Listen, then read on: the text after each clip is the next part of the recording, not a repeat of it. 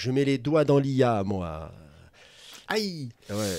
Ah, en Parce plus, que ça va joli. donner. Joli en plus. J'aurais dû le Oui, faire. bah oui. D'ailleurs, ça m'a fait. J'ai réalisé un truc dans un forum en lisant. Je me suis aperçu que il y a une confusion en français qui est moins présente en anglais pour intelligence, parce que intelligence en anglais, c'est un faux ami absolu. Il a un sens beaucoup plus large que notre intelligence à la française. D'où d'ailleurs l'intelligence que vous avez dans CIA. CIA, c'est Central Intelligence Agency. Ça ne veut pas dire centrale de l'intelligence, etc. Donc, bon, ça c'était la petite anecdote que j'ai vue en passant. Donc, tout ça pour vous dire quoi? Tout ça pour vous dire que depuis la dernière fois que je vous en ai parlé, j'ai continué mes essais sur Notebook LM.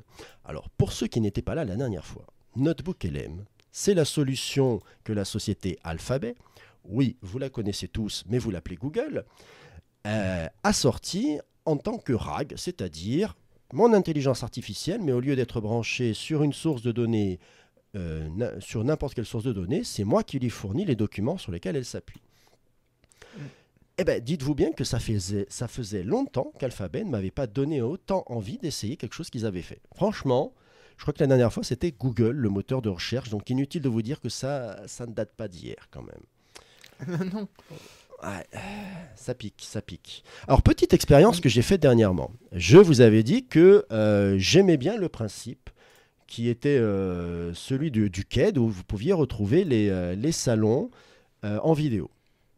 Alors, qu'est-ce que j'ai fait? J'ai été, comme ce sont des salons, comme ce sont des vidéos YouTube, j'ai été récupérer les adresses et je les ai connectées dans un notebook LM que j'ai appelé QED24. Oui, je ne suis pas très original. Voilà. Et donc j'ai donné toute cette vidéo en pâture à la bête. Pour vous donner une idée, il doit y avoir une trentaine de vidéos, ce qui représente grosso modo peut-être une trentaine, quand même pas loin de 15 heures d'enregistrement, voire plus. Et qu'est-ce que j'ai fait? Je me suis amusé à lui donner en devoir un truc que moi j'ai dû faire pour devenir prof des écoles, à savoir une note de synthèse. Voilà. Alors, petite claque quand même, parce qu'il est rapide. Ouf. Voilà, donc je lui avais dit, fais-moi une petite problématique des sources que je viens de te donner. Voilà, pas de souci. Les vidéos sources abordent différents aspects de l'enseignement et de l'apprentissage, mais peuvent être reliées par une problématique centrale, comment optimiser l'engagement et la réussite des élèves grâce à des approches pédagogiques innovantes et adaptées. Et alors là, il continue à dérouler tranquillement. L'éducation aux médias, l'information est cruciale pour développer l'esprit critique. La production d'écrits est un domaine fondamental, mais souvent négligé. La mémorisation est un enjeu majeur, avec des outils comme les cartes mémo et les flashcards. J'étais pas mal. L'usage du numérique offre de nombreuses opportunités, notamment avec les outils Google. Bon, là, je me suis dit, ouais, tu fais ta pub, quoi, là. Avec les outils Google. J'ai pensé la même chose tout de suite. Mais après, c'est ma faute. C'est vrai qu'il y a un atelier avec les outils Google. Ou l'iPad. Je fais, ah bon, non, ça va, tu pioches chez la concurrence aussi. L'outil numérique doit être utilisé pour se tester et non simplement pour réviser. La pédagogie de projet est un moyen efficace de motiver les élèves en les rendant acteurs de leur apprentissage. La lecture et le développement du goût de lire sont essentiels. Bon, là, au bout d'un moment, on tombe dans les poncifs. Dans les poncifs. Voilà. Ouais. La classe inversée peut être un outil puissant pour l'apprentissage. Donc, alors, il faut bien se dire que là, je vous ai fait un résumé du résumé et que je ne lui ai demandé comme requête de ne me faire qu'une problématique générale de tous les documents. Donc il a pris 30 documents et il me sort ça, sachant qu'à chaque fois, je le répète, le principe de base est quand même assez bluffant, à chaque fois vous avez un renvoi vers la vidéo, vers le document. Attention, vous lui donnez une vidéo YouTube, il vous sort la transcription tranquillement. Après, il va piocher dans la transcription YouTube, c'est pas plus compliqué que ça, mais il le fait automatiquement. Et ça, je dois avouer que ça me, il y a un petit coup de bluff, il y a un petit coup qui me plaît bien, quoi. Il fait même une petite conclusion en disant, en somme, ces vidéos mettent en lumière l'importance d'une approche pédagogique réfléchie et diversifiée, combinant des outils traditionnels et innovants et plaçant l'élève au cœur du processus d'apprentissage. Alors, si je voulais être méchant, je dirais que j'ai l'impression de relire certains programmes. Vous savez, les trucs, les phrases un peu poussiéreuses ou pensives où on a l'impression de dire oui, bon, en gros, il faut s'occuper des élèves. Ouais, Ok, d'accord. Et parce que combiner des outils traditionnels et innovants. Vous savez, le Japon, entre modernité et tradition. Voilà. Donc, Oui. l'enseignement entre modernité et tradition et avec l'élève au centre. Toujours. Voilà. C'est beau. Ouais, ouais, C'est ouais, beau. ouais, ouais. Alors, quand même, je ne vais pas vous dire simplement que j'ai fait ça, parce que je me farcis des formations sur l'IA en ce moment, de différentes sources, là, diverses et variées, je reçois des notifications d'un forum, et parmi les notifications, il y a un truc, j'y ai pas cru, et ça fonctionne très bien. Vous savez que, ou vous ne le savez pas, je vais vous l'apprendre, Notebook LM, en dehors de faire des notes textuelles, peut aussi vous faire une discussion entre deux personnes sur les documents. Alors, c'est un Tu veux petit... dire les podcasts audio façon Ouais. québécois? Alors, moi, je ne Ouais. suis pas fan forcément du mot terme podcast là-dessus, mais c'est vrai que techniquement, c'est ça. Voilà, c'est un podcast avec deux personnes qui parlent, et sauf que elles ont perdu l'accent québécois au passage. Ah, Pourquoi? d'accord. Ben, tout simplement, c'est que le problème de base, c'était que vous aviez un résultat en anglais. Alors, Mhm. une fois, je m'étais amusé à prendre la transcription et à le refaire en français. Mais ça, c'est pas la peine. Parce que vous pouvez directement avoir le résultat en français. Alors, quand vous arrivez sur le service, on vous dit attention, le podcast est seulement en langue anglaise. Oui, mais, comme diraient mes élèves, Oui. ça n'a rien de définitif. Dans l'onglet podcast, vous avez personnalisé. Vous allez dans personnaliser, vous rajoutez une petite phrase. Alors, il y a différentes requêtes de personnalisation qui existent, mais celle-là, elle est toute simple. Elle dit Boss host can only speak in French.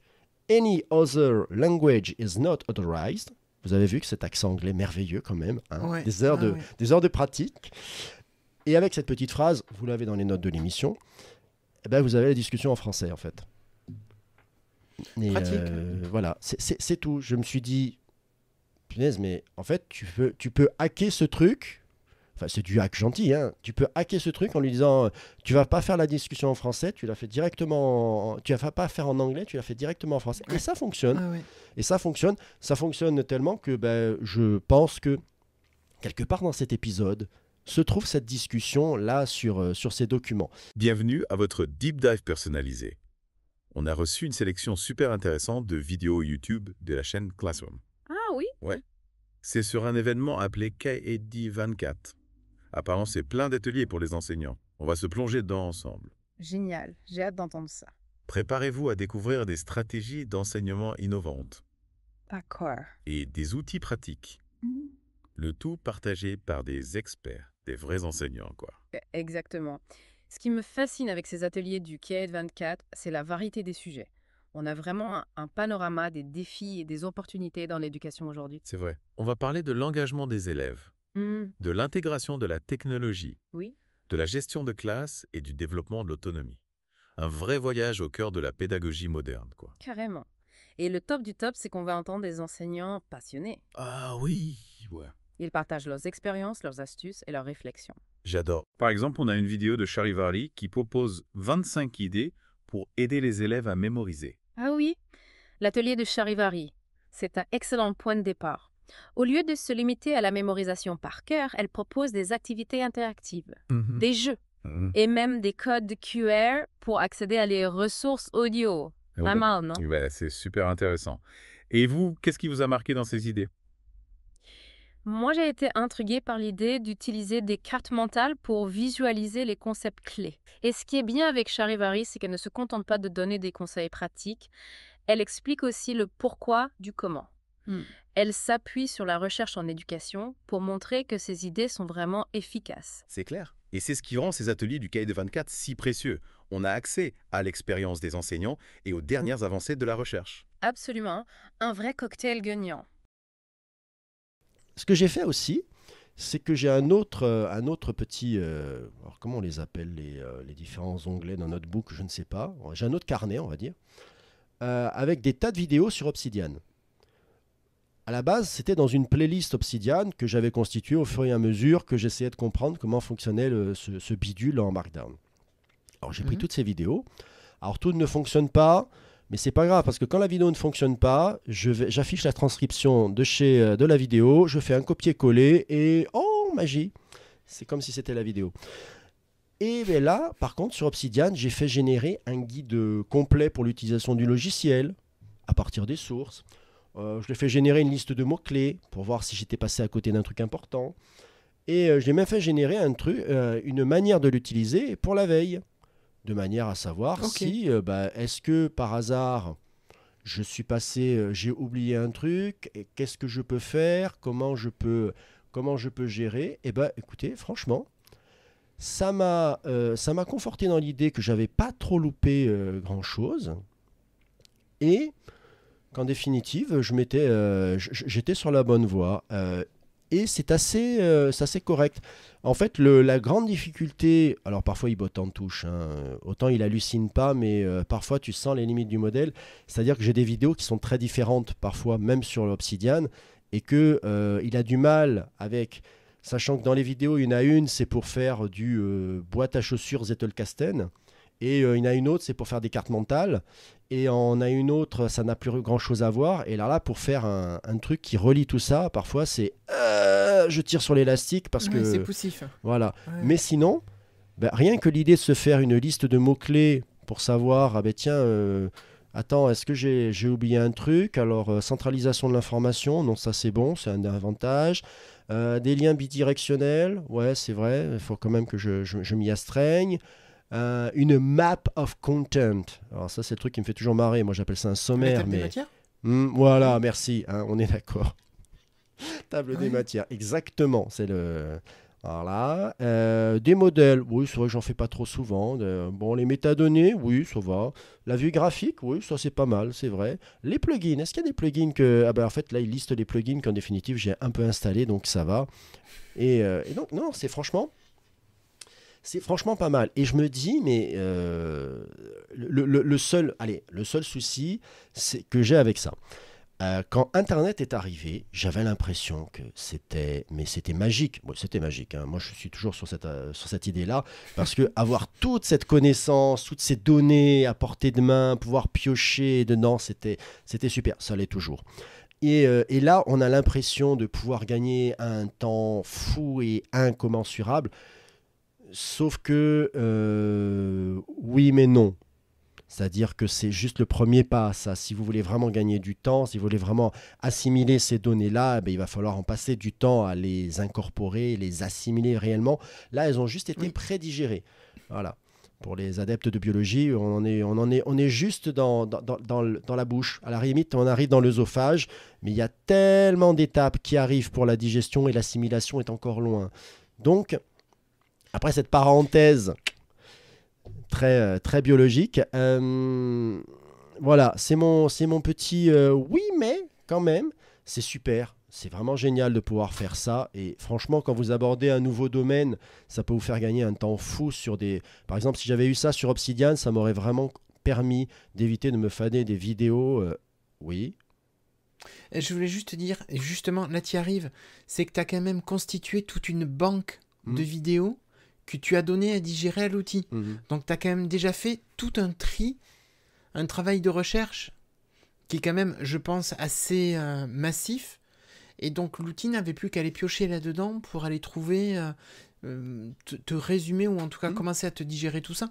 Et je pense qu'en fait tu lui as déjà mâché le travail à lui. Oui, mais tout à fait. Après, c'est l'avantage du C'est RAG. le principe de Notebook LM. Voilà, j'ai des données et en définitive, là, le côté super sympa, tu l'as dit, j'avais cette liste de vidéos. Il y en a certaines, ça fait un moment que je les ai vues. Est-ce qu'il n'y a pas des informations à côté desquelles je suis passé? Est-ce que ça serait pas mal? Là, c'est pas mal. Mais si je me contente de faire ça, il va quand même falloir... Ça va pas non plus forcément me faire avancer. Il va falloir que je retravaille l'information, que je repasse derrière, que je la mette en pratique, tout simplement. Mais Bien sûr. si Bien ça sûr. peut vous éviter, parce que alors sur Obsidian, c'est le gros problème que j'ai. Vous n'allez pas l'avoir sur les vidéos des collègues qui présentent un atelier, mais sur Obsidian, le nombre de vidéos qui sont là pour vous dire, alors j'ai fait une formation qui va vous permettre de construire votre deuxième cerveau, vous n'allez plus savoir quelles données vous allez pouvoir utiliser, vous allez devenir le maître du monde.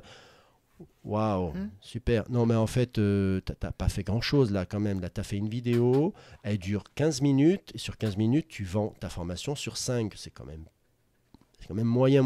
Et ben ça, vous pouvez le squeezer tranquillement avec notre Bookelem. Il va aller regarder la vidéo, il va aller vous piocher ce qui est le plus gros, et peut-être qu'il vous dira, alors, vous pouvez acheter une formation pour... Là, tu dis, dégage. Ok, bon, Ça, bah ça alors là, dégage. je supprime la source, c'est bon. Ouais. Donc, intéressant comme manière de procéder. Et là, il faut que je me plonge dans un autre outil que je n'ai pas encore utilisé, que j'ai vu passer. Peut-être le connais-tu, toi, c'est Perplexity. Alors, je le connais pas, mais je sais que les copains de TechCraft en ont parlé déjà plusieurs fois, notamment dans tout ce qui est programmation informatique, où il peut être pas mal pour proposer les choses. Eh bien, Après, il y a Canvas d'OpenAI aussi qui marche pour tout ce qui est développement informatique. très bien. Voilà. Bah écoute, merci. Ouais. De rien. Il va falloir que j'écoute quelques épisodes du coup. Ben oui, après, de toute façon, l'IA, malheureusement, dans quasiment tous les TechCraft, t'en entends parler. Ah bah ça. Maintenant, on peut plus passer à côté, quoi. Bah écoute, non. Eh oui.